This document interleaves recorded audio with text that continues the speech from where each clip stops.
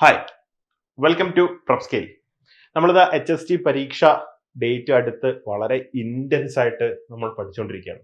നമ്മുടെ HST physical സയൻസിലെ time table and study plan എന്ന് പറയുന്നത് ഇനിയുള്ളത് ഇൻറ്റൻസ് ആയിട്ടുള്ള സ്റ്റഡി പ്ലാൻ വേണം നമുക്ക് നടത്താനായിട്ട്. അപ്പൊ ഇൻറ്റൻസ് ആയിട്ടുള്ള ഈ സ്റ്റഡി പ്ലാൻ നടത്തുന്ന സമയത്ത് അല്ലെങ്കിൽ പഠിക്കുന്ന സമയത്ത് നമ്മൾ ഏതൊക്കെ ടോപ്പിക് എങ്ങനെയൊക്കെ പഠിക്കണം, ഏതൊക്കെയാണ് ഫോക്കസ് ചെയ്യേണ്ടത് എന്നുള്ളതാണ്. ഓക്കെ, നമ്മളുടെ ക്ലാസ്സുകളിൽ ഭൂരിഭാഗം ക്ലാസ്സുകളുടെയും വീഡിയോ ക്ലാസ്സുകൾ ഒരുവിധം എല്ലാവരും കണ്ടു കഴിഞ്ഞ് അല്ലെങ്കിൽ നിങ്ങൾ പഠിച്ചിട്ടുണ്ടാവും. എന്നാലും ഞാൻ ഒന്ന് ജസ്റ്റ് നമ്മുടെ മൊഡ്യൂൾ 1 പാർട്ടിക്കിൾ ഡൈനാമിക്സ് എന്ന് പറയുന്ന ആ മൊഡ്യൂളിലേക്ക് ഒന്ന് ജസ്റ്റ് ഒന്ന് നോക്കിയിട്ട് ഇതിലെ ഹോട്ട് ടോപ്പിക്സ് ഏതൊക്കെയാണ് അല്ലെങ്കിൽ എന്തൊക്കെയാണ് നമ്മൾ വളരെ ശ്രദ്ധിച്ച് പഠിക്കേണ്ടത് എന്നുള്ളതാണ് നോക്കുന്നത് അല്ലെ. ന്യൂട്ടൺസ് ലോസ് ഓഫ് മോഷൻ എന്ന് പറയുന്ന ഫസ്റ്റ് ടോപ്പിക് ശരിക്കും ബേസിക്കലി ഒരു +2 ടോപ്പിക് ആണ്. അത് ഡിഗ്രി ലെവലിൽ വരെ ഉയർന്നുകൊണ്ട് നമുക്ക് ചോദ്യങ്ങൾ പ്രതീക്ഷിക്കാവുന്ന ഒരു ടോപ്പിക് ആണ് അല്ലെ. അപ്പൊ ഇവരുടെ ഹോട്ട് ടോപ്പിക്സ് എന്ന് പറഞ്ഞ് ഞാൻ ഇവിടെ മാർക്ക് ചെയ്യാം. ഈ ഹോട്ട് ടോപ്പിക്സ് എന്ന് പറയുന്നത് ബേസിക്കലി ഇതാ ഇവിടം വരെ ശരിക്കും നല്ല ഇന്റൻസ് ആയിട്ടുള്ള ഒരു +2 ലെവൽ ചോദ്യങ്ങൾ നമുക്ക് പ്രതീക്ഷിക്കാം. +2 അങ്ങോട്ടേക്ക് ഡിഗ്രി ലെവൽ ചോദ്യങ്ങൾ പ്രതീക്ഷിക്കാം. അപ്പൊ ഇതൊരു ഹോട്ട് ടോപ്പിക് ആണ്. ഹോട്ട് ടോപ്പിക് എന്ന് പറയുന്നത് ബേസിക്കലി ഉദ്ദേശിക്കുന്നത് ആദ്യത്തെ ഇപ്പൊ നമ്മളിപ്പോ പഠിച്ച് എല്ലാം റിവൈസ് ചെയ്തു എന്നിരുന്നാലും നമുക്ക് ചില ഭാഗങ്ങൾ നമുക്ക് എന്ത് ചെയ്യണം, പരീക്ഷയ്ക്ക് എന്തായാലും പ്രിപ്പയർ ചെയ്യണം എന്ന് തോന്നുന്ന ഭാഗങ്ങളെയാണ് നമ്മൾ ഹോട്ട് ടോപ്പിക് എന്ന് വിളിക്കുന്നത്.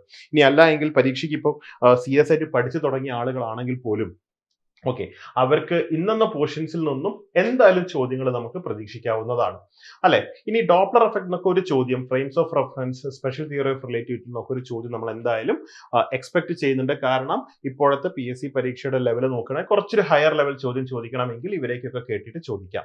അതുപോലെ മോഡുലസ് ഓഫ് ഇലാസ്റ്റിസിറ്റി എന്ന് പറയുന്ന ഭാഗവും നമ്മൾ നിർബന്ധമായും ശ്രദ്ധിച്ച് നോക്കേണ്ട കാര്യമാണ് അല്ലെ. അതിന്റെ കൂട്ടത്തിൽ തന്നെ ഫ്ലൂയിഡിനായിട്ട് റിലേറ്റ് ചെയ്തിട്ടുള്ള സർഫസ് ടെൻഷൻ, വിസ്കോസിറ്റി ഭാഗങ്ങൾ. പക്ഷെ ഇവരിൽ സർഫസ് ടെൻഷൻ, വിസ്കോസിറ്റി ഒക്കെ പറഞ്ഞിരുന്നെങ്കിലും പ്രീവിയസ് ഇയറിൽ ബെർണോളിസ് തിയറത്തിൽ നിന്നൊക്കെയുള്ള ചോദ്യങ്ങൾ ഉണ്ടായിരുന്നു. അപ്പം ഫ്ലൂയിഡിന്റെ കാര്യം കൂടി നമ്മൾ ക്ലാസ് കേട്ടിട്ട് വേണം എന്ത് ചെയ്യാൻ, പഠിക്കാൻ, അല്ലെങ്കിൽ ആ നോട്ട് ഉണ്ടാക്കി വേണം നമ്മൾ പഠിക്കാൻ. അപ്പൊ നമ്മൾ സാധാരണ നമ്മളുടെ ടൈം ടേബിൾ ഒക്കെ വെച്ച് നമ്മളുടെ റിവിഷൻ ക്ലാസ്സുകളും എല്ലാം ചേർത്തുകൊണ്ട് നിങ്ങൾ പഠിക്കുന്നുണ്ട്, നമുക്കറിയാം അല്ലെ. നമ്മൾ റിവിഷൻ ടൈം ടേബിൾ തരാം. ഇനി അതുപോലെ തന്നെ നമ്മളുടെ ടോപ്പിക് വൈസ് ആയിട്ടുള്ള എക്സാംസ് എഴുതുന്നുണ്ട്, അതിന്റെ ടോപ്പിക്കുകൾ നിങ്ങൾ കാണുന്നുണ്ട്, അത് പഠിക്കുന്നുണ്ട് ഒക്കെ ഉണ്ടെങ്കിലും നമ്മൾ റിവൈസ് ചെയ്ത് എല്ലാ ഭാഗവും ഹൃദിസ്ഥമാക്കേണ്ട കുറച്ച് ഭാഗങ്ങൾ ഉണ്ടാകും മൊഡ്യൂൾ 1 മുതൽ മൊഡ്യൂൾ 8 വരെ. അപ്പൊ ഞാൻ ഇന്ന് ഫിസിക്സിന്റെ കാര്യങ്ങൾ മാത്രമാണ് പറയുന്നത്. അതിന്റെ കൂട്ടത്തിൽ ഇപ്പോൾ ഈ വീഡിയോന്റെ അവസാനം കെമിസ്ട്രിയുടെ കാര്യങ്ങൾ ജിഷ്ണു സാർ നിങ്ങളോട് ഡിസ്കസ് ചെയ്യുന്നതായിരിക്കും. ഓക്കെ, അപ്പോൾ ഈ മൊഡ്യൂൾ 2 എന്ന് പറയുന്നതിലേക്ക് നമ്മൾ നോക്കുകയാണെങ്കിൽ മൊഡ്യൂൾ 2 എന്ന് പറയുന്നത് കുറച്ചും കൂടി ഒരു ഡിഗ്രി ലെവലിലേക്ക് കയറിയിട്ടുള്ള ടോപ്പിക്കാണ് അല്ലെ. ട്രാൻസിയന്റ് കറണ്ടും കറണ്ട് ഇലക്ട്രിസിറ്റിയും ഒക്കെ നമ്മൾ കറണ്ട് ഇലക്ട്രിസിറ്റി എന്ന് പറയുന്നതൊക്കെ +2 ഉണ്ടെങ്കിലും ട്രാൻസിയന്റ് കറണ്ട് ഒക്കെ നമ്മൾ വളരെ ഡീറ്റെയിൽ ആയിട്ട് ക്ലാസ്സുകൾ, സേതുമാധവൻ സാറിന്റെ ക്ലാസ്സുകൾ ഇലക്ട്രോസ്റ്റാറ്റിക്സിന്റെ ഒക്കെ ഉണ്ടായിരുന്നു. അപ്പൊ അതിൽ നിന്നുള്ള എല്ലാ ഭാഗങ്ങളും നമ്മൾ കൃത്യമായിട്ട് പഠിക്കണം. ഇതൊരു ഹോട്ട് ടോപ്പിക് ആണ്. ഏത് ഇലക്ട്രോസ്റ്റാറ്റിക്സ് എന്ന് പറയുന്നത് ഒരു ഹോട്ട് ടോപ്പിക് ആണ്. അതുപോലെ തന്നെ ഇലക്ട്രോ മാഗ്നറ്റിക് ഇൻഡക്ഷൻ എന്ന് പറയുന്ന ഒരു ഹോട്ട് ടോപ്പിക് ആണ്. കറണ്ട് ഇലക്ട്രിസിറ്റി ഹോട്ട് ടോപ്പിക് ആണ്. മാഗ്നറ്റിക് പ്രോപ്പർട്ടീസ് ഓഫ് മെറ്റീരിയൽ ഒരു ഹോട്ട് ടോപ്പിക് ആണ്. ട്രാൻസിയന്റ് കറണ്ട് ഞാൻ പറഞ്ഞ ഒരു ഡിഗ്രി ലെവൽ ആയതുകൊണ്ട് തന്നെ അതിൽ നിന്നും ഈ ഒരു മൊഡ്യൂളിൽ നിന്നും ഹയർ ലെവലിലേക്കുള്ള ചോദ്യങ്ങൾ വരികയാണെങ്കിൽ മേ ബി ഇവരെ തൊട്ടതിന് ശേഷമായിരിക്കും ചിലപ്പം ട്രാൻസിയന്റ് കറണ്ടിൽ നിന്നും അല്ലെങ്കിൽ ഓൾട്ടർനേറ്റിംഗ് കറണ്ടിൽ നിന്നൊക്കെ ഒരു ചോദ്യം നമ്മൾ പ്രതീക്ഷിക്കേണ്ടത്. ഓക്കെ, അപ്പം ഇത് എന്തായാലും നമ്മൾ എന്ത് ചെയ്യണം, പഠിച്ചിരിക്കണം നിർബന്ധമായിട്ടും. ഏത് electrostatics, electromagnetic induction, magnetic properties of material പഠിച്ചിരിക്കണം. അതുപോലെ ഇവരുടെ ഈ സെമി കണ്ടക്ടർ ഫിസിക്സ് ഡയോഡും അതുപോലെ തന്നെ ട്രാൻസിസ്റ്റേഴ്സിന്റെ കേസുകളിലും അതുപോലെ തന്നെ അവരുമായിട്ട് ട്രാൻസിസ്റ്ററായിട്ട് ഉണ്ടാക്കിയിരിക്കുന്ന ആംപ്ലിഫൈസ് ആൻഡ് ലോജിക് ഗേറ്റ്സുമാണ് ഞാൻ ഇവിടെ പ്രഡിക്റ്റ് ചെയ്യുന്ന ഹോട്ട് ടോപ്പിക്സ് എന്ന് പറയുന്നത് അല്ലെ.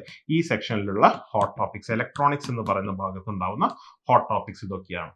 ഓക്കെ, അപ്പോൾ ഈ ഭാഗത്ത് ഞാൻ ഈ പറയുന്ന ഭാഗങ്ങൾ ഒന്നും തന്നെ നിങ്ങളുടെ ടൈം ടേബിളിന് പുറമെ നമ്മൾ റിവൈസ് ചെയ്യേണ്ട നമുക്കൊരു സെൽഫ് സ്റ്റഡി പ്ലാൻ ഉണ്ടായിരിക്കണം. അപ്പൊ എന്താണ് നമ്മുടെ ഈ സെൽഫ് സ്റ്റഡി പ്ലാൻ എന്ന് പറയുന്നത്? സെൽഫ് സ്റ്റഡി പ്ലാൻ എന്ന് പറയുന്നത് നിങ്ങൾ ഇപ്പം ഒരു മെന്റർ നിങ്ങൾക്ക് കൃത്യമായിട്ട് എന്ത് തരികയാണ്, ഒരു ടൈം ടേബിൾ തരികയാണ്, നിങ്ങൾ അത് ഫോളോ ചെയ്ത് പഠിക്കുന്നു, അതിലെ ക്വസ്റ്റ്യൻസ് ചെയ്ത് നോക്കുന്നു. അതിന് പുറമെ നമുക്ക് രാവിലെ എഴുന്നേൽക്കുമ്പോൾ നമ്മളുടെ കയ്യിൽ പഠിക്കാൻ വേണ്ടി നമ്മളുടേതായിട്ടുള്ള ഒരു ടൈം ടേബിൾ ഉണ്ടായിരിക്കണം. അതുപോലെ തന്നെ ട്രെയിനിലോ ബസ്സിലോ ഒക്കെ യാത്ര ചെയ്യുന്ന ആളുകളാണെങ്കിൽ ജസ്റ്റ് കുത്തിക്കുറച്ചൊരു പേപ്പറിൽ ജസ്റ്റ് നമ്മൾ എന്തൊക്കെ പഠിച്ചു അല്ലെങ്കിൽ എന്തൊക്കെയാണ് പഠിക്കുന്നത് എന്നുള്ളത് വളരെ ഓർഡറിലും സിസ്റ്റമാറ്റിക് ആയിട്ടും ഇനിയുള്ള ദിവസങ്ങളിൽ പഠിച്ചിരിക്കണം. ഓക്കെ, അപ്പോൾ അതിൽ നിന്നും നമ്മൾ ഓർത്ത് വെക്കേണ്ട കാര്യങ്ങളിൽ നമുക്ക് ടഫായിട്ട് തോന്നുന്ന അല്ലെങ്കിൽ വളരെ ഇമ്പോർട്ടൻ്റ് ആയിട്ട് തോന്നുന്ന ടോപ്പിക്സ് ഞാൻ ജസ്റ്റ് ഒന്ന് സെലക്ട് ചെയ്ത് പറയുകയാണ്. അതുപോലെ മൊഡ്യൂൾ 3 എന്ന് പറയുമ്പോഴത്തേക്ക് അവിടെ കഥ തെർമോഡൈനാമിക്സിൽ നിന്നും ഒപ്റ്റിക്സിലേക്ക്, തെർമോഡൈനാമിക്സും ഒപ്റ്റിക്സുമായി മാറി. അതുപോലെ സ്പെക്ട്രോസ്കോപ്പി ഒക്കെ വന്നു അല്ലെ. ഈ തെർമോഡൈനാമിക്സ് എന്ന് പറയുന്ന ഭാഗം ശരിക്കും ഫിസിക്സിലുമുണ്ട്, അതുപോലെ തന്നെ എന്തിലുമുണ്ട്, കെമിസ്ട്രിയിലുമുണ്ട് അല്ലെ. രണ്ട് പേരും ഒരുപോലെ പഠിക്കുന്നതാണ്. അപ്പം ഇതിൽ നിന്നും എങ്ങനെയാണ് ചോദ്യം വരുന്നതെന്ന് ചോദിച്ചു കഴിഞ്ഞാൽ കെമിസ്ട്രി ലെവലിൽ നിന്നും ഫിസിക്സ് ലെവലിൽ നിന്നും രണ്ടുപേരും നിന്ന് പഠിക്കണം. ഇവിടെ ഈ ഒരു ഭാഗം എന്ന് പറയുന്നത് സ്റ്റാറ്റിസ്റ്റിക്കൽ മെക്കാനിക്സ് ഭാഗമാണ്. ഫേസ് സ്പേസും മാക്സ്വെൽ ബോൾട്ട്സ്മാൻ സ്റ്റാറ്റിസ്റ്റിക്കൽ ഡിസ്ട്രിബ്യൂഷൻ എൻസംബിളും ഇത്തരം കാര്യങ്ങളൊക്കെ സ്റ്റാറ്റിസ്റ്റിക്കൽ മെക്കാനിക്സ് ആണ്. ഇത് ഹോട്ട് ടോപ്പിക് അല്ല, ഇത് കുറച്ചൊരു സ്റ്റാർ ഇട്ടിട്ട് ഞാൻ പറയുന്നത് കുറച്ചൊരു ഹയർ ലെവൽ ടോപ്പിക് ആണ് അല്ലെ. എന്നാലും ചോദ്യം ചിലപ്പോൾ ഫേസ് സ്പേസിൽ നിന്നും മാക്സ്വെൽ ബോൾട്ട്സ്മാൻ സ്റ്റാറ്റിസ്റ്റിക്സിന്റെ ഫോർമുലയും ഇങ്ങനത്തെ കാര്യങ്ങളും, അതുപോലെ ക്ലാസ്സിൽ തന്നെ കൃത്യമായി പറഞ്ഞിട്ടുണ്ട് എന്താണ് വെലോസിറ്റീസ്, RMSഉം വി ആവറേജും അതുപോലെ തന്നെ വി മോസ്റ്റ് പ്രോബബിൾ വെലോസിറ്റീസിന്റെ സ്പീഡിന്റെ ഒക്കെ മോളിക്കുലാർ സ്പീഡിന്റെ ഒക്കെ റിലേഷൻ, അതൊക്കെ നമ്മൾ എന്തായാലും മാക്സ്വെൽ ബോൾട്ട്സ്മാൻ സ്റ്റാറ്റിസ്റ്റിക്സ് ഭാഗത്ത് ഒരു ചോദ്യം ചോദിക്കുകയാണെങ്കിൽ നമ്മൾ പ്രതീക്ഷിക്കണം. ഓക്കെ, പക്ഷെ ഇവിടെയുള്ള എന്തായാലും നിർബന്ധമായും നമ്മൾ ഒന്ന് റിവൈസ് ചെയ്ത് പോകേണ്ട ഭാഗമാണ് Carnot tension, entropy, heat and thermodynamics ഭാഗങ്ങൾ. അതുപോലെ തന്നെ ഫേസ് സ്പേസിനെ കുറിച്ചും മാക്സ്വെൽ ബോൾട്ട്സ്മാൻ സ്റ്റാറ്റിസ്റ്റിക്സുമാണ് ഇവിടെ ഉണ്ടാകുന്ന ഒരു ഹോട്ട് ടോപ്പിക് എന്ന് പറയുന്നത് അല്ലെ. നമ്മൾ എങ്ങനെയെങ്കിലും അത് നമുക്ക് പഠിച്ച് എന്തായാലും നമ്മൾ പഠിക്കണമെന്ന് ഉറപ്പിക്കുന്ന കാര്യങ്ങൾ. അതുപോലെ തന്നെ റിഫ്രാക്ഷൻ, റിഫ്ലക്ഷൻ, ഡിസ്പേർഷൻ, ഇന്റർഫറൻസ്, ഈ ഭാഗങ്ങളൊക്കെ തന്നെ വളരെ ലളിതമായ ടോപ്പിക്കാണ്. അതുകൊണ്ട് തന്നെ നമുക്ക് ആപ്ലിക്കേഷൻ ലെവലിൽ ഉണ്ടാവുന്ന അല്ലെങ്കിൽ കുട്ടികൾക്ക് ഇൻട്രസ്റ്റ് ആവുന്ന ഒരു ഭാഗമായതുകൊണ്ടും എല്ലാ ഫിസിക്സുകാർക്കും കെമിസ്ട്രിക്കാർക്കും ഒരുപോലെ പഠിക്കാൻ പറ്റുന്ന ഭാഗമായതുകൊണ്ടും ഇതെന്ന് പറയുന്നത് വളരെ ലൈറ്റ് ടോപ്പിക്കാണ്. ഇതിൽ ഹോട്ട് ടോപ്പിക് ആയിട്ട് തരംതിരിക്കാനൊന്നുമില്ല, ഇതങ്ങ് പഠിച്ചേക്കുന്നത് വളരെ ലളിതമായ ടോപ്പിക്കാണ്. പിന്നെ കുറച്ചെങ്കിലും പ്രശ്നം ഉണ്ടാക്കുന്ന ആളാണ് സ്പെക്ട്രോസ്കോപ്പി. അത് നമ്മളോട് പ്രത്യേകം പറഞ്ഞിട്ടുണ്ട്, എന്താണ് ബേസിക് ഐഡിയ ഓഫ് സ്പെക്ട്രോസ്കോപ്പി എന്ന് പറഞ്ഞിട്ടുണ്ട്. അപ്പോൾ ബേസിക് ഐഡിയ സ്പെക്ട്രോസ്കോപ്പി ആയിട്ട് റിലേറ്റ് ചെയ്തിരിക്കുന്ന ബേസിക് കാര്യങ്ങൾ മൈക്രോവേവ് സ്പെക്ട്രത്തിന്റെയും വൈബ്രേഷൻ സ്പെക്ട്രത്തിന്റെയും അതുപോലെ തന്നെ ഓരോ ഇലക്ട്രോ മാഗ്നറ്റിക് തരംഗങ്ങളുടെയും വൈദ്യുതകാന്തിക തരംഗങ്ങളുടെയും ഓർഡറുകളും അവർ ഏതൊക്കെ സ്പെക്ട്രവുമായിട്ടാണ് ഏതൊക്കെ സ്പെക്ട്രമാണ് അവർ കാണിക്കുന്നത്, ഇൻഫ്രാറെഡ് സ്പെക്ട്രമാണോ മൈക്രോവേവ് സ്പെക്ട്രമാണോ, അത്തരം ഡീറ്റെയിൽസ് ഒക്കെ തന്നെ നമ്മൾ എന്തിലും പറയണം, ബേസിക് ഐഡിയ സ്പെക്ട്രോസ്കോപ്പിയിൽ ഒന്ന് ഓർത്ത് വെച്ചേക്കണം. ഓക്കെ, അപ്പൊ ഇതൊക്കെ നമ്മൾ എന്താണ് ഞാൻ പറയുന്നത്, ഹോട്ട് ടോപ്പിക് എന്ന് പറയാൻ നമ്മൾ റിവൈസ് ചെയ്യുകയും നമ്മൾ യാത്ര ചെയ്യുമ്പോഴും അല്ലാത്തപ്പോഴൊക്കെ നമ്മൾ കൊണ്ടുനടക്കേണ്ടതാണ്. ഇനിയാണ് മൊഡ്യൂൾ 4ലേക്ക് വരികയാണെങ്കിൽ ഇതിനെ തരംതിരിച്ചിരിക്കുന്നത് ഒന്ന് സോളിഡ് സ്റ്റേറ്റ് ഫിസിക്സ് ആയിട്ടും അല്ലെങ്കിൽ solid state physics or chemistry അല്ലെ, സോളിഡ് സ്റ്റേറ്റ് ആയിട്ടും, പിന്നെ അതുപോലെ തന്നെ ഇവിടെ തൊട്ട് നമ്മളുടെ എന്ത് സ്റ്റാർട്ട് ചെയ്തു, മോഡേൺ ഫിസിക്സ് അല്ലെങ്കിൽ മോഡേൺ കെമിസ്ട്രി അല്ലെങ്കിൽ ആ ഒരു ക്വാണ്ടം മെക്കാനിക്സിലേക്കുള്ള സ്റ്റാർട്ടിങ് തുടങ്ങി അല്ലെ. അതിൽ ക്വാണ്ടം മെക്കാനിക്സിലേക്ക് സ്റ്റാർട്ടിങ് തുടങ്ങുമ്പോൾ സിലബസ് കൊടുത്തിരിക്കുന്നത് Bohr model, vector model of atom, hydrogen Spectra കഴിഞ്ഞാൽ പിന്നെ ഇതൊരു ന്യൂക്ലിയർ ഫിസിക്സ് ഭാഗമാണ് അല്ലെ, ഇതൊരു ന്യൂക്ലിയർ ഫിസിക്സ് ഭാഗമാണ്. അപ്പൊ ന്യൂക്ലിയർ ഫിസിക്സ് എന്നൊരു ചോദ്യം ചോദിക്കണമെങ്കിൽ ഈ സെക്ഷനിൽ നിന്നൊരു ചോദ്യം ചോദിക്കാം അല്ലെ. എലമെന്ററി പാർട്ടിക്കിൾസിനെ ശരിക്കും നമ്മൾ ആ ക്ലാസിഫിക്കേഷനും ലെപ്റ്റോൺസും ബാരിയോൺസും അതുപോലെ തന്നെ ഫെർമിയോൺസും ബോസോൺസും ആക്കിയിട്ടുള്ള ക്ലാസിഫിക്കേഷൻ ഉണ്ടല്ലോ, ആ ഭാഗമാണ് ശരിക്കും നമ്മൾ എന്തിൽ പഠിക്കേണ്ടത്. ആ ഒരു എലമെന്ററി പാർട്ടിക്കിൾസിൽ ആ ഒരു ഫണ്ടമെന്റൽ കാര്യം ഡിഗ്രി ലെവലിൽ നമ്മളത് അറിഞ്ഞിരിക്കണം. ഒരു HSC പരീക്ഷയ്ക്ക് കെമിസ്ട്രിക്കാരും ഫിസിക്സുകാരും മിക്സ് ചെയ്ത് എഴുതുന്നത് കൊണ്ട് ഡീറ്റെയിൽ ആയിട്ടുള്ള ക്ലാസ് ഉണ്ട്, എന്നാലും ഈ ഒരു ഭാഗം നമ്മളുടെ ഒരു സർഫസിൽ നമ്മൾ അത് എന്തായാലും അറിഞ്ഞിരിക്കണം. പക്ഷേ ന്യൂക്ലിയർ ഫിസിക്സിൽ നിന്നും നിങ്ങളോട് ഒരു ചോദ്യം ചോദിച്ചു കഴിഞ്ഞാൽ ഈ ഭാഗത്തു നിന്നും ചോദ്യം ഉണ്ടാവും അല്ലെ. അതേ സ്ഥാനത്ത് മോഡേൺ ഫിസിക്സ് എന്ന് പറയുന്ന ഭാഗം ചോദ്യം ചോദിക്കുമ്പോൾ ഒരുപാട് സാധ്യതകളാണ് അല്ലെ. ഇതൊക്കെ ഒരു ഒഴുക്കിൽ അങ്ങ് പഠിക്കാൻ പറ്റും. ബോർ മോഡൽ പഠിച്ചു, അതിനുശേഷം നമ്മുടെ ക്ലാസ് ശ്രദ്ധിച്ചാൽ നിങ്ങൾക്കറിയാം നമ്മൾ എന്താ ചെയ്യുന്നത്. ബോർ മോഡൽ പറഞ്ഞു, അതിനുശേഷം ആദ്യം നമ്മൾ ശരിക്കും മൊഡ്യൂൾ 6ലുള്ള കഥകൾ പറഞ്ഞിട്ടാണ് മൊഡ്യൂൾ 4ലേക്ക് തന്നെ തിരിച്ചു വരുന്നത് അല്ലെ. അത് ആ ക്ലാസ് കേൾക്കുന്ന ആപ്പിൽ നിങ്ങളെ ക്ലാസ് കേൾക്കുമ്പോൾ നിങ്ങൾക്ക് മനസ്സിലാവും എങ്ങനെയാണ് ക്വാണ്ടം മെക്കാനിക്സ് ഉത്ഭവിച്ചു വന്നത്. അതേ പാറ്റേണിലാണ് നമ്മൾ എന്ത് ചെയ്തിരിക്കുന്നത്, പഠിച്ചിരിക്കുന്നത്. അങ്ങനെ നമുക്കിത് പഠിക്കാൻ പറ്റുള്ളൂ. അല്ലാതെ ഇത് പെട്ടെന്ന് ബോർ മോഡൽ ഓഫ് ആറ്റം പഠിച്ചു, പിന്നെ വെക്ടർ മോഡൽ ഓഫ് ആറ്റം പഠിച്ചു, പിന്നെയാണ് നമുക്ക് മനസ്സിലാകുന്നത് അങ്ങനെ ഒരു ഡുവൽ നേച്ചർ ഉണ്ടായിരുന്നു. അങ്ങനെയല്ല, അത് കൃത്യമായ ഓർഡറിൽ ഈ സിലബസുകൾ കവർ ചെയ്യുന്ന ഭാഗത്തു നിന്നും പഠിക്കണം. ഓക്കെ, അപ്പൊ മോഡേൺ ഫിസിക്സിൽ നിന്നും വരുന്ന സമയത്ത് ഹൈഡ്രജൻ സ്പെക്ട്ര ഫോർ എക്സാമ്പിൾ പറയുകയാണെങ്കിൽ ഹൈഡ്രജൻ സ്പെക്ട്രയുടെ കേസിൽ ആ സീരീസ് കൃത്യമായിട്ട് അറിഞ്ഞിരിക്കണം. ലേമൻ സീരീസിൽ എങ്ങനെയാണ്, ബ്രാക്കറ്റ് സീരീസിൽ എങ്ങനെയാണ്, ഫണ്ട് സീരീസിൽ ഈ കാര്യങ്ങൾ കറക്റ്റ് ആയിട്ട് അറിയണം. ഒരു എക്സാമ്പിൾ പറയുന്നതാണ്. അതുപോലെ wave nature, uncertainty principle, postulates of, ഈ പോസ്റ്റ്ലേറ്റ്സ് ഒക്കെ ഉണ്ടല്ലോ, നമ്മൾ പറഞ്ഞു ആ പോസ്റ്റ്ലേറ്റ്സിൽ ഉണ്ടാവുന്ന ഈ സ്റ്റേറ്റ്മെന്റിൽ ഏതാണ് ശരി, അതൊക്കെ ഹൃദിസ്ഥമാക്കി കളയണം. അപ്പൊ ഇതൊക്കെ ഇവരിൽ പെടുന്ന ഹോട്ട് ടോപ്പിക്കുകളാണ്. പിന്നെ ഷ്രോഡിംഗർ ഇക്വേഷന്റെ അത് എങ്ങനെയാണ് റെപ്രസെന്റ് ചെയ്യുന്നത് എന്നുള്ളതാണ് ഷ്രോഡിംഗർ ഇക്വേഷന്റെ. ഓക്കെ, അപ്പൊ അതൊക്കെ ഈ ഒരു മൊഡ്യൂൾ 4 നമ്മൾ ശ്രദ്ധിച്ച് പഠിക്കണം. ഓക്കെ, ഇനിയാണ് മൊഡ്യൂൾ 5ന്റെ കേസ് പറയുകയാണെങ്കിൽ, മൊഡ്യൂൾ 5ൽ നമ്മൾ വീണ്ടും പ്യുവർ ആയിട്ട് വളരെ ഡീറ്റെയിൽ ആയിട്ട് ക്വാണ്ടം മെക്കാനിക്സിലേക്കാണ് കടന്നിരിക്കുന്നത് അല്ലെ. ക്വാണ്ടം മെക്കാനിക്സിൽ നിന്നും ഒരു ചോദ്യം ചോദിക്കാൻ ഉദ്ദേശിക്കുന്നുണ്ട് എങ്കിൽ ഈ ഭാഗത്ത് നിന്നൊക്കെ അവർക്ക് ശരിക്കും ചോദിക്കാം. പക്ഷേ ഒന്ന് നോക്കി, ഐഗൻ വാല്യൂസ്, ഐഗൻ ഫങ്ഷൻസ് ഭാഗം നമ്മൾ ഒരിക്കലും സ്കിപ്പ് ചെയ്യാൻ പാടില്ല. പാർട്ടിക്കിളിന്റെ വൺ ഡയമെൻഷണൽ ബോക്സ് സ്കിപ്പ് ചെയ്യാൻ പാടില്ലാത്ത കാര്യമാണ് അല്ലെ. അതുപോലെ തന്നെ orbital and concept of quantum numbers ഉണ്ടാവും, normalisation of a wave function, ഇതൊക്കെ എന്തായാലും നമ്മൾ കടന്നു പോകേണ്ടതാണ്. നേരത്തെ പോസ്റ്റ്ലേറ്റ്സ് ഓൾറെഡി നമ്മൾ പറഞ്ഞു അല്ലെ, പോസ്റ്റ്ലേറ്റ്സ് ഒക്കെ നമ്മൾ കറക്റ്റ് ആയിട്ട് ഉണ്ടാവണം. ഓക്കെ, അതുപോലെ ടൈം ഇൻഡിപെൻഡന്റും ടൈം ഡിപെൻഡന്റ് ഷ്രോഡിംഗർ ഇക്വേഷൻ നമ്മുടെ കയ്യിൽ കറക്റ്റ് ആയിട്ട് ഉണ്ടായിരിക്കണം.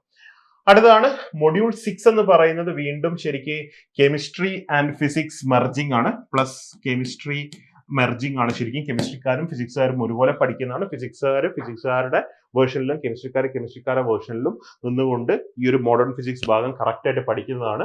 അപ്പോൾ ഇതിൽ നിന്നും നമുക്ക് ആരോടും എന്ത് ചോദ്യവും കോമൺ ആയിട്ട് ചോദിക്കാൻ പറ്റുന്ന ഭാഗമായി മാറി ശരിക്കും മൊഡ്യൂൾ 6 എന്ന് പറയുന്നത്. അപ്പൊ മൊഡ്യൂൾ 6 ശരിക്കും ഈ മൊഡ്യൂൾ 6ലെ എല്ലാ ഭാഗങ്ങളും ശരിക്കും എന്ത് തന്നെയാണ്, ഒരു വളരെ ഇമ്പോർട്ടന്റ് ആയിട്ടുള്ള ഹോട്ട് ടോപ്പിക് ആണ്. കാരണം എന്താണ്, അവർ കെമിസ്ട്രിക്കും ഫിസിക്സിനും ഒരുപോലെ ബാധകമാണ്. അതുപോലെ ഇവിടെ ഫിസിക്സിനും കെമിസ്ട്രിക്കും ബാധകം തന്നെയാണ്. പക്ഷെ ഐഗൻ വാല്യൂ, ഐഗൻ ഫംഗ്ഷൻസ് എന്നൊക്കെ പറയുന്നത് കെമിസ്ട്രിക്കാരെ സംബന്ധിച്ചിടത്തോളം കുറച്ചും കൂടി മാത്തമാറ്റിക്കൽ ആവുന്ന സമയത്ത് ഒരു ടഫ് ആണ്. അതേ സ്ഥാനത്ത് നമ്മളെ മൊഡ്യൂൾ 4 എന്ന് പറയുന്നത് ബേസിക്കലി എന്താണ്, മൊഡ്യൂൾ 4 എന്ന് പറയുന്നതിൽ സോളിഡ് സ്റ്റേറ്റ് കെമിസ്ട്രിയും വരുന്നുണ്ട് അല്ലെ. ആ സോളിഡ് സ്റ്റേറ്റ് ഫിസിക്സിൽ നിന്നും അല്ലെ കെമിസ്ട്രിയിൽ നിന്നും ഒരു ചോദ്യം ചോദിക്കാൻ ആകെ 1, 2, 3, 4, 5, 6 അല്ലെ, ഇത്ര 7 ടോപ്പിക്കേ പഠിക്കാനുള്ളൂ. ആ 7 ടോപ്പിക്കിൽ ശരിക്ക് ഏതാണ് ശരിക്കും നമുക്ക് വേണമെങ്കിൽ സൂപ്പർ കണ്ടക്ടിവിറ്റിയുടെ ഒരു ഫണ്ടമെന്റൽ ചോദ്യം മാത്രമേ നമ്മൾ ചോദിക്കുള്ളൂ. ബാക്കിയെല്ലാം തന്നെ നമ്മളൊന്ന് അറിഞ്ഞിരിക്കേണ്ട ടോപ്പിക്കുകളാണ്. അതെന്താണ്, അവരുടെ ഹോട്ട് ടോപ്പിക്കാണ്. അപ്പൊ ഈ ഹോട്ട് ടോപ്പിക്സിന്റെ എണ്ണം നോക്കുകയാണെങ്കിൽ വളരെ എണ്ണം കുറയുകയും നമുക്കൊരു കോൺഫിഡൻസ് വരികയും ചെയ്യും. ഇന്നെന്ന ഭാഗങ്ങൾ ഞാൻ ഹൃദിസ്ഥമാക്കി എന്നുള്ളത്. ആ ഭാഗം കൃത്യമായി പഠിച്ചിരിക്കണം. ഇത് ഞാൻ ജസ്റ്റ് ഒന്ന് സിലബസ് അനാലിസിസ്, ഇനിയുള്ള സ്റ്റഡി പ്ലാൻ എങ്ങനെയായിരിക്കണം, ഓരോ ദിവസവും രാവിലെ നിങ്ങൾക്ക് കിട്ടുന്ന ടൈം ടേബിളിന് പുറമെ ഈ ഹോട്ട് ടോപ്പിക്സ് നിങ്ങൾ എന്തായാലും പഠിച്ചിരിക്കണം. ആ ഭാഗത്ത് വരുന്ന എല്ലാ തിയറിയും, പ്രോബ്ലംസും, ക്വസ്റ്റ്യൻസും, നമ്മൾ തന്ന ക്വസ്റ്റ്യൻസും അല്ലെങ്കിൽ ഇനി റിവിഷൻ സമയത്ത് തരുന്ന ക്വസ്റ്റ്യൻസും എല്ലാം നമ്മൾക്ക് ഹൃദിസ്ഥമായിരിക്കണമെന്ന് സാരം. ഓക്കെ, അപ്പൊ നിങ്ങൾക്ക് നിങ്ങളുടേതായിട്ടുള്ളൊരു ടൈം ടേബിൾ ഉണ്ടായിരിക്കണം, നിങ്ങളുടേതായിട്ടുള്ളൊരു നോട്ട് ഉണ്ടായിരിക്കണം. ഈ നോട്ടിനൊക്കെ പുറമെ നിങ്ങൾക്കൊരു നോട്ട് ഉണ്ടായിരിക്കും. ഈ ഒരൊറ്റ ദിവസം പോലും പാഴാക്കാനില്ല. അപ്പൊ അത് കൃത്യമായി ചെയ്തുകൊണ്ട് അടുത്ത ടോപ്പിക്കിലേക്ക് കിടക്കണം. ഓക്കെ, ഇനി നമുക്ക് കെമിസ്ട്രി ഭാഗമാണ്. കെമിസ്ട്രി ടോപ്പിക്കിന്റെ ഭാഗം പറയാനായിട്ട് നമുക്ക് ജിഷ്ണു സാറിന്റെ വീഡിയോയിലേക്ക്, ഈ വീഡിയോയുടെ കൂടെ തന്നെ അടുത്ത ജിഷ്ണു സാർ ഇപ്പോൾ വീഡിയോയിൽ വരും. ഓക്കെ, അപ്പൊ നോക്കൂ, 1, 2, 3, 4, 5 മൊഡ്യൂളുകളിലെ ഫിസിക്സ് ഭാഗങ്ങളുമായിട്ട് ബന്ധപ്പെട്ട ഹോട്ട് ടോപ്പിക്കുകൾ നിങ്ങൾക്ക് കിട്ടിക്കഴിഞ്ഞു. നെക്സ്റ്റ് നമ്മൾ 6ാമത്തെ മൊഡ്യൂളിലേക്ക് പോയി കഴിഞ്ഞാൽ, നേരത്തെ സാറ് നിങ്ങളുടെ അടുത്ത് പറഞ്ഞു 6നകത്ത് ഫിസിക്സും കെമിസ്ട്രിയും കൂടെ മെർജ് ചെയ്തിരിക്കുന്ന ഒരു അവസ്ഥയാണ് അല്ലേ. ക്വാണ്ടം മെക്കാനിക്സിനകത്തെ ഹോട്ട് ടോപ്പിക്സ് എല്ലാം നിങ്ങൾക്ക് കിട്ടിക്കഴിഞ്ഞു. നെക്സ്റ്റ് നോക്കൂ, മൊഡ്യൂൾ 6നകത്ത് ബാക്കിയുള്ളത് നോക്കി, ionic bond properties, Born Lande equation, Fajans rule അല്ലെ, വളരെ നീണ്ടു കിടക്കുന്നതാണ്. ഇവിടെ ബോൺലാൻഡ് ഇക്വേഷൻ ഒരു കാരണവശാലും നിങ്ങൾ പഠിക്കാതെ പോകരുത്. ഡെറിവേഷൻ നോട്ട് എക്സ്പെക്ടഡ് എന്ന് പറഞ്ഞിട്ടുണ്ട്. പിന്നെയോ ഫജാൻസ് റൂള് വളരെ ഇമ്പോർട്ടന്റ് ആണ്. Then valence bond theory, VSEPR theory അല്ലെ. ഇവിടെ ഒരു മോളിക്യൂൾ തന്നിട്ട് അതിന്റെ ഷേപ്പ് പ്രെഡിക്റ്റ് ചെയ്യേണ്ടിയിരിക്കുന്നു. ഹൈബ്രിഡൈസേഷൻ, ഒരു മോളിക്യൂളിനകത്തെ സെൻട്രൽ എലമെന്റ് ഹൈബ്രിഡൈസേഷൻ ചോദിച്ചേക്കാം. പിന്നെയോ ബോണ്ട് ഓർഡറിനെ ബേസ് ചെയ്തിട്ട് ചോദ്യങ്ങൾ ഉണ്ടാവും. വളരെ വളരെ ഇമ്പോർട്ടന്റ് ആണ്. അപ്പൊ ഒരു കാരണവശാലും Born Lande equation, Fajans rule, valence bond theory and VSEPR theory അല്ലെ, ഹൈബ്രിഡൈസേഷൻ, ബോണ്ട് ഓർഡർ, ഈ കാര്യങ്ങൾ പഠിക്കാതെ പോകരുത്. നെക്സ്റ്റ് നോക്കിയേ, അടുത്ത ടോപ്പിക്കിലേക്ക് പോയി കഴിഞ്ഞാൽ മൊഡ്യൂൾ 6നകത്ത് തന്നെയുള്ള ഇനോർഗാനിക് കെമിസ്ട്രിയിലെ ഭാഗങ്ങളാണ് അല്ലെ. Hydrogen bond, intramolecular and intermolecular, പിന്നെയോ periodic law, periodic properties, electronegativity scale, Mulliken and Pauling scale, പിന്നെയോ പ്രോപ്പർട്ടീസ്, ഓരോ പ്രോപ്പർട്ടീസും നമ്മൾ പഠിച്ചിട്ടുണ്ട്, അതിന്റെ ട്രെൻഡ് പഠിച്ചിട്ടുണ്ട്, കൃത്യമായിട്ട് നോട്ട് ചെയ്യേണ്ടിയിരിക്കുന്നു. സ്ലേറ്റേഴ്സ് റൂള് അല്ലെ, സ്ലേറ്റേഴ്സ് റൂള് വെച്ചിട്ട് പ്രോബ്ലംസ് വന്നേക്കാം. പിന്നെ നോക്കിയേ, മെറ്റലർജി, കോൺസെൻട്രേഷൻ ഓഫ് earths വളരെ ഇമ്പോർട്ടന്റ് ആണ്. അത് തന്നെ ആരുടെയൊക്കെ മെറ്റലർജി ആണ്? അലൂമിനിയം, അയൺ, നിക്കൽ, കോപ്പർ, അതുപോലെ തന്നെ ടൈറ്റാനിയം. ഈ മെറ്റൽസിന്റെ എല്ലാം മെറ്റലർജി നിങ്ങൾ നിർബന്ധമായിട്ടും പഠിക്കേണ്ടതാണ്. ഓക്കെ, ദെൻ മൊഡ്യൂൾ 6-നകത്തുള്ള ബാക്കി ടോപ്പിക്കുകൾ എന്ന് പറയുമ്പോൾ നോക്കിയേ, കോർഡിനേഷൻ കോമ്പൗണ്ട്സ് വളരെ വളരെ ഇമ്പോർട്ടന്റ് ആണ്. കോർഡിനേഷൻ കോമ്പൗണ്ട് നമ്മൾ ഒരു 2-3 ചോദ്യങ്ങൾ കോർഡിനേഷൻ കോമ്പൗണ്ടുമായിട്ട് ബന്ധപ്പെട്ടിട്ട് പ്രതീക്ഷിക്കുന്നുണ്ട്. അവിടെ തന്നെ EN റൂളൊക്കെ വളരെ ഇമ്പോർട്ടന്റ് ആണ്. പിന്നെയോ splitting in d orbital in octahedral and tetrahedral complexes. Then radioactivity, disintegration series, half life period, Geiger Nuttall rule, ഇതൊക്കെ എന്താണ്? വളരെ ഇമ്പോർട്ടന്റ് ആണ്. ഫിഷനും അതുപോലെ തന്നെ fusion. Okay, difference statement type ചോദ്യങ്ങളായിട്ട് വന്നേക്കാം. ദെൻ നെക്സ്റ്റ് നമ്മൾ മൊഡ്യൂൾ 7-ലേക്ക് വന്നാൽ ഫിസിക്കൽ കെമിസ്ട്രി ആണ് അല്ലെ. Postulates of kinetic theory of gases നിർബന്ധമായിട്ടും പഠിച്ചിരിക്കേണ്ടതാണ്. പിന്നെയോ laws, first law, second law, പിന്നെന്താണ് third law and 0th law of thermodynamics. ഇവിടെ തന്നെ എൻട്രോപ്പിയുമായിട്ട് ബന്ധപ്പെട്ട പ്രോബ്ലംസ് നിങ്ങൾ നോക്കാതെ എക്സാം ഹാളിൽ പോവാൻ പാടില്ല. വളരെ വളരെ ഇമ്പോർട്ടന്റ് ആണ്. 90% സാധ്യതയുള്ളതാണ് എൻട്രോപ്പിയുമായിട്ട് ബന്ധപ്പെട്ട ചോദ്യങ്ങൾ. ഒരു കാരണവശാലും ആ ഇക്വേഷൻസ് ഒന്നും മിസ് ചെയ്യരുത്. ഓക്കെ, നെക്സ്റ്റ് ഇക്വിലിബ്രിയം ടോപ്പിക്കിലേക്ക് പോയി കഴിഞ്ഞാൽ വാൻഡ് ഓഫ് ഇക്വേഷൻ വളരെ ഇമ്പോർട്ടന്റ് ആണ്. ലേ ഷാലിയർ പ്രിൻസിപ്പിൾ എന്താണ്? ഇമ്പോർട്ടന്റ് ആണ്. ഇക്വിലിബ്രിയം കോൺസ്റ്റന്റ് KP KC തമ്മിലുള്ള റിലേഷൻ, അതിന്റെ ക്യാരക്ടറിസ്റ്റിക്സ് സ്റ്റേറ്റ്മെന്റ് ആയിട്ട് ചോദിച്ചേക്കാം. ഇനി നോക്കിയേ, നെക്സ്റ്റ് നമ്മൾ പോകുന്നത് മൊഡ്യൂൾ 7-നകത്തുള്ള കൈനറ്റിക്സ് പാർട്ടിലേക്കാണ് അല്ലെ. Kinetics, chemical kinetics, order and molecularity, difference കൃത്യമായിട്ട് പഠിച്ചിട്ടുണ്ടാവണം. പിന്നെയോ ഫസ്റ്റ് ഓർഡർ, സെക്കൻഡ് ഓർഡർ അല്ലെ, 0 ഓർഡർ, ഈ റിയാക്ഷൻ അകത്തേക്കുള്ള റേറ്റ് കോൺസ്റ്റന്റ് യൂണിറ്റ് അല്ലെ, unit of rate constant for first, second and third 0 order reactions നിർബന്ധമായിട്ടും പഠിച്ചിട്ടുണ്ടാവണം. പിന്നെയോ ഹാഫ് ലൈഫ് പീരീഡ് അല്ലെ, ഫസ്റ്റ് ഓർഡർ റിയാക്ഷനെ ബേസ് ചെയ്തിട്ടായിരിക്കും പ്രോബ്ലംസ് കൂടുതലും വരിക. പിന്നെ നോക്കിയേ, fluorescence, phosphorescence difference, chemisorption and physisorption difference table ആയിട്ട് നമ്മൾ പഠിച്ചിട്ടുണ്ട്. വളരെ വളരെ ഇമ്പോർട്ടന്റ് ആണ്. പിന്നെ നോക്കി, preparation, purification, properties of colloids, protective colloids, പിന്നെ ഗോൾഡ് നമ്പർ, ഇതൊക്കെ എന്താണ്? വളരെ ഇമ്പോർട്ടന്റ് ആയിട്ടുള്ള ടോപ്പിക്കുകളാണ്. ദെൻ ഫേസ് ഇക്വിലിബ്രിയ അല്ലെ, ഫേസ് ഇക്വിലിബ്രിയ, ഇവിടുന്ന് ഒരു ചോദ്യം നമ്മൾ പ്രതീക്ഷിക്കുന്നുണ്ട്. ഫേസ് റൂൾ അല്ലെ. Next Faraday's law, Kohlrausch's law വളരെ വളരെ ഇമ്പോർട്ടന്റ് ആണ്. പിന്നെ ഏതാണ്? നോക്കി, ഗാൽവാനിക് സെൽസ്, ആനോഡ്, കാഥോഡ് കൃത്യമായിട്ട് പഠിച്ചിട്ടുണ്ടാവണം. നാൻസിക്കേഷൻ നിർബന്ധമായിട്ടും പഠിച്ചിട്ടുണ്ടാവണം. അതുമായിട്ട് ബന്ധപ്പെട്ട പ്രോബ്ലംസ് ഉണ്ടാവും. കൂടാതെ താഴെ തന്നിരിക്കുന്നവയിൽ ഏതാണ് നാൻസിക്കേഷൻ എന്ന രീതിയിൽ ചോദ്യങ്ങൾ നിങ്ങൾക്ക് പ്രതീക്ഷിക്കാം. ഇനി നോക്കിയേ, മൊഡ്യൂൾ 8-ലേക്ക് പോയി കഴിഞ്ഞാൽ ദാറ്റ് ഈസ് അത് ഓർഗാനിക് കെമിസ്ട്രി ആണ് അല്ലെ. പല ആളുകളും ബുദ്ധിമുട്ടാണെന്ന് പറയുന്ന ഒരു ടോപ്പിക്കാണ് ഓർഗാനിക് കെമിസ്ട്രി. അവിടെ എന്താണ്?